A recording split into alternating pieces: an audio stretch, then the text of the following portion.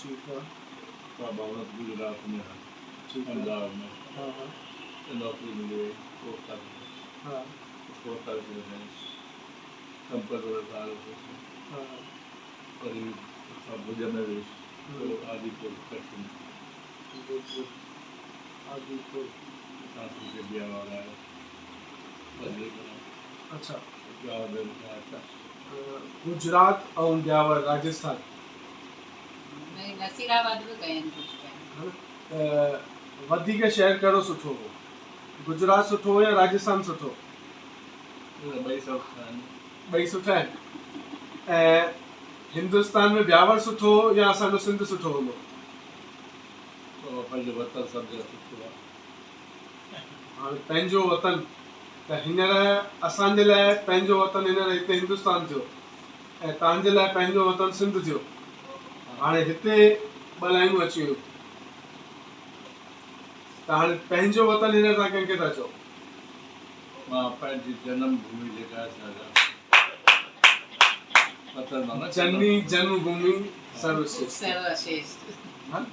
जन्मभूमि पंहिंजी मातृभाषा जन्म भूमि जंहिंखे प्यारी आहे उहो सिंध सां प्यार करे थो। दादा ॿियनि खे चवंदा आहिनि त सिंधी ॻाल्हायो। त दादा ही जेको हींअर हिंदुस्तान में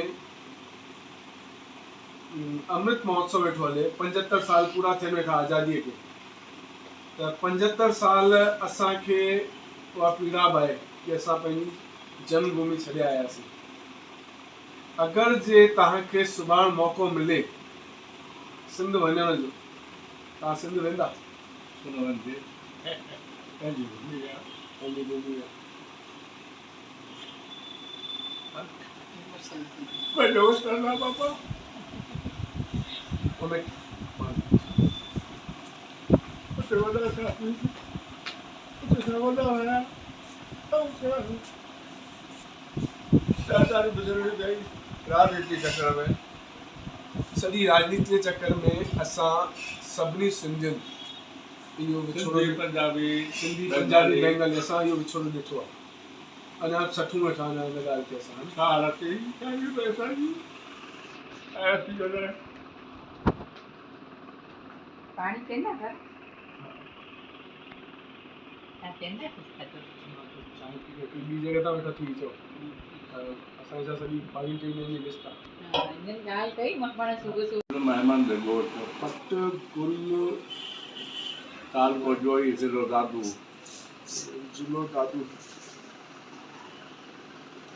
हैदराबाद में हैदराबाद में रहिया था।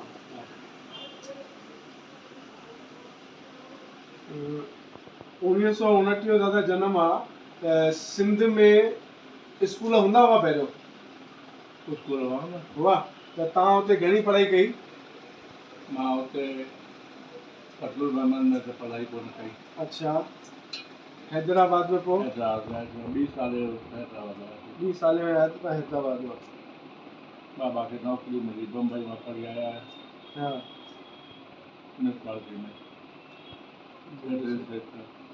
क्या सैनिटरी इंस्पेक्टर? हैदराबाद में आयासीं हाँ हाँ हाँ उते मां पढ़ पंटीह में जी।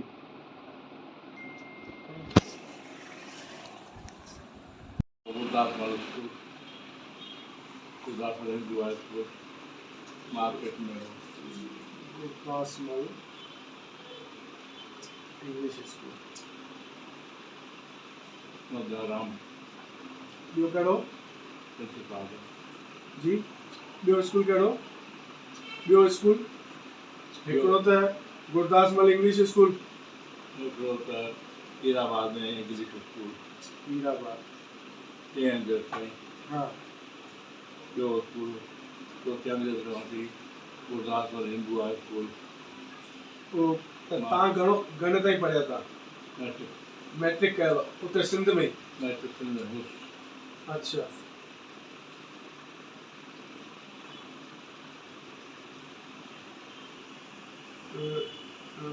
लॾ पलाण थी जॾहिं विभाजन थियो विछोड़ो थियो जॾहिं 1947 जो 47 में आया त त तव्हां शादी करे चुकिया हुआ या शादी हिते थी कयो? शादी हिते थी 1970। हिते किथे लथा सम्झो जॾहिं तव्हां हुतां आया? अजमेर में। अजमेर में आया। कीअं आया हुतां खां? उतां खां सिंध खां हिते अजमेर में कीअं आया? अजमेर में गाड़ीअ में। रेलगाॾीअ में? हा, सभई घर आया, ॿिया माण्हू रॾे आया। तव्हांजो पूरो परिवार आयो या? सभई आया।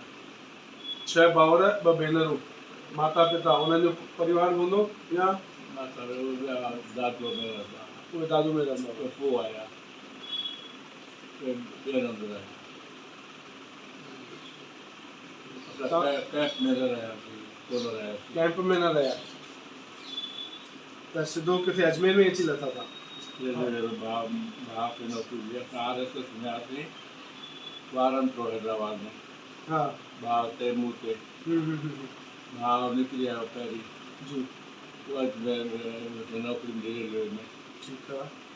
मां पोइ निकितुसि। तव्हां त हिते नौकरी कई? हिते मां पहिरीं पुलिस में नौकरी कई, होमगार्ड में। पुलिस में होमगार्ड में? अजमेर में। ऐं उन खां पोइ? उते इस्तीफ़ा ॾेई RSS थियो, सत्याग्रह थियो, बैन लॻी MAS अजमेर में।